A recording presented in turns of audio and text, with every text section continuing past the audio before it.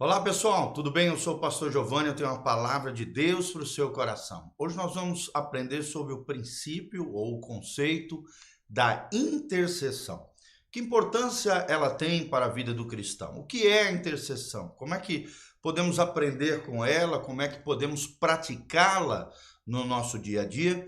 E nós estamos aqui, baseados no texto de Hebreus, capítulo 5, de 1 a 2. Olha o que diz o texto sagrado. Porque todo sumo sacerdote, tomado dentre os homens, é constituído a favor dos homens nas coisas concernentes a Deus, para que ofereça dons e sacrifícios pelos pecados e possa compadecer-se ternamente dos ignorantes e errados, pois também ele mesmo está rodeado de fraqueza, tá bom? Então nós vamos aprender sobre intercessão. O que é intercessão?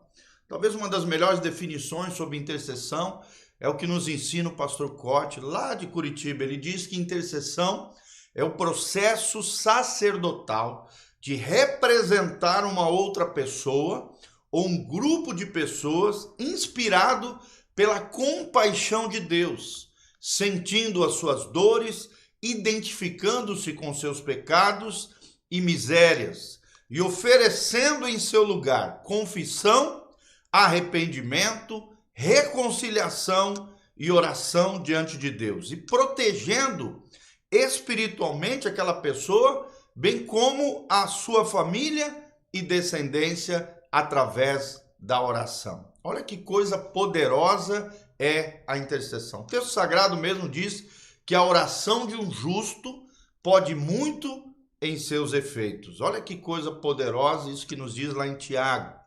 A Bíblia também diz: aquilo que ligardes na terra será ligado nos céus. O que desligardes na terra será desligado nos céus. Lá em Lucas 10:19 também diz: eis que vos dei poder e autoridade para pisar de serpentes e escorpiões, e sobre todo o poder do inimigo, e nada vos fará dano algum. Aí no versículo 20, Lucas 19:20, diz assim: alegrai-vos antes, não porque os espíritos se vos submetem, alegrai-vos antes porque o vosso nome está escrito no livro da vida. Ou seja, todos os princípios implícitos que nós estamos ensinando aqui na crucificação, que nós já falamos, já ensinamos aqui, estamos ensinando, praticamos, todos eles de forma intercessória ou a favor de uma pessoa que se encontra impedida ou presa na sua ignorância, talvez na sua amargura ou qualquer outro tipo de atadura espiritual. E como tem gente debaixo de atadura, embaraço e ali amarrações espirituais. Mas a grande pergunta é: quais são os 4 níveis de intercessão? Quais são os 4 níveis e as 4 brechas onde nós entramos através da intercessão a fim de suprir necessidades espirituais na nossa vida ou na vida de outras pessoas? Sempre lembrando que a intercessão tem a ver com o outro. É quando eu oro a Deus em favor de outra pessoa. Olha o que diz Ezequiel 22, versículo 30.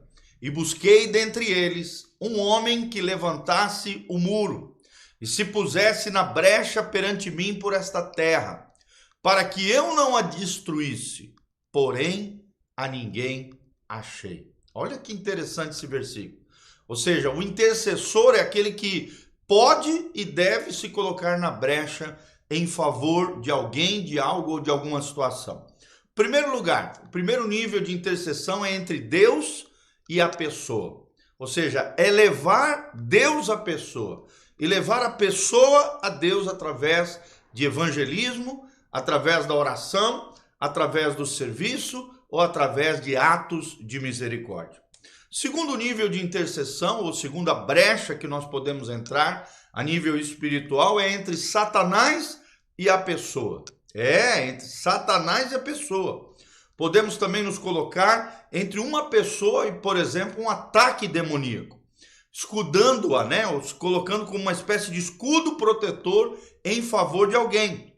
Foi o que Jesus fez em relação a Pedro, quando esse tentou persuadir Jesus a que não se entregasse a morte. Está lá em Mateus 16, 22, diz: e Pedro, tomando-o à parte, começou a repreendê-lo, dizendo: tenha Deus compaixão de ti, Senhor. Isso de modo nenhum te acontecerá. Jesus não apenas, presta atenção, discerniu aquela atitude equivocada de Pedro, mas também percebeu, discerniu uma sutil infiltração de Satanás por detrás de Pedro, como também Jesus interceptou aquela mensagem que estava vindo direto do inferno, a fim de que Jesus se autoprotegesse e não trilhasse o caminho da cruz. Ele protege ali Pedro em relação a esse momento crucial que fatalmente viria a acontecer, dizendo assim para Pedro: para trás de mim, Satanás, porque você me serve de escândalo, porque não estás pensando nas coisas que são de Deus, mas sim nas coisas que são dos homens. Está lá em Mateus 16, 23. Tá? Então, o segundo nível de intercessão é entre Satanás e a pessoa. Ou seja, nem mesmo nesse contexto, né, um pouco mais tarde, a situação volta a se repetir. Jesus diz: Simão, Simão, eis que Satanás vos pediu para vos cirandar como um trigo, mas eu roguei por ti para que a tua fé não desfaleça. E tu, quando te converteres, fortalecerás os teus irmãos. Jesus menciona sobre Pedro, lá em Lucas 22, 31 a 32. Ou seja, o processo começou ali mesmo, quando mais uma vez Pedro se abre para a especulação demoníaca e de alguma maneira ali Jesus percebe essa infiltração maligna. Lá em Lucas 22, 33 a 34, respondeu-lhe Pedro: Senhor, estou pronto a ir contigo tanto para a prisão como para a morte. Tornou-lhe Jesus dizendo: digo-te, Pedro, que não cantará hoje o galo antes que 3 vezes tenha negado que me conheces. Ou seja, aqui é a famosa negação de Pedro.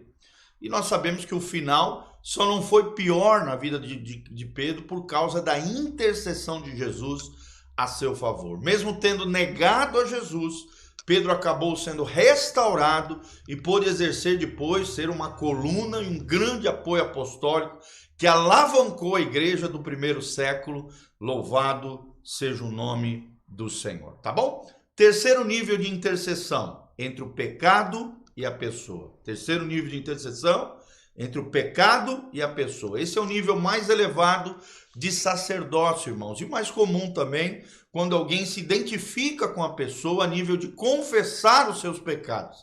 Assim como Jesus assumiu os nossos pecados na cruz, intercedendo pelos nossos pecados, né, e por toda ali a raça humana, pelo mesmo princípio, podemos confessar intercessoriamente os pecados de outros, especialmente da nossa família, da nossa linhagem, da nossa igreja, da nossa cidade, da nossa nação.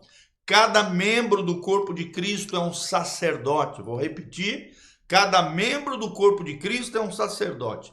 E a intercessão permite nos identificarmos corporativamente, ou seja, de forma coletiva, com os pecados da pessoa, sentindo as dores de Deus pela situação, acionando o ministério do Espírito Santo em favor dela.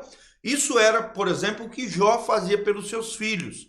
E o que alguns profetas e restauradores de Israel, dentre eles Daniel também, como Neemias, Esdras, fizeram em relação aos seus pais, aos seus antepassados, em virtude dos pecados e desterro da sua nação. Tá bom? O quarto tipo, o quarto nível de intercessão é entre alguma circunstância e a pessoa. Vou repetir: o quarto nível de intercessão é entre alguma circunstância e a pessoa. Ou seja, algumas vezes Deus nos revela antecipadamente coisas ruins que estão para acontecer com alguém, né? De forma profética ou através de sonhos, através de percepções espirituais. Eu tenho uma palavra no meu canal agora que nos ensina sobre as percepções espirituais. Você pode assistir aí no nosso canal no youtube.com/prgiovanni, está escrito Como Ser Direcionado pelo Espírito, onde eu falo sobre essas percepções espirituais. Sim, algumas vezes Deus nos revela antecipadamente coisas ruins que podem acontecer com alguém. Isso pode ocorrer através de um sonho, através de uma visão espiritual, através de uma impressão espiritual, durante, por exemplo, um momento que você esteja orando em favor de alguém.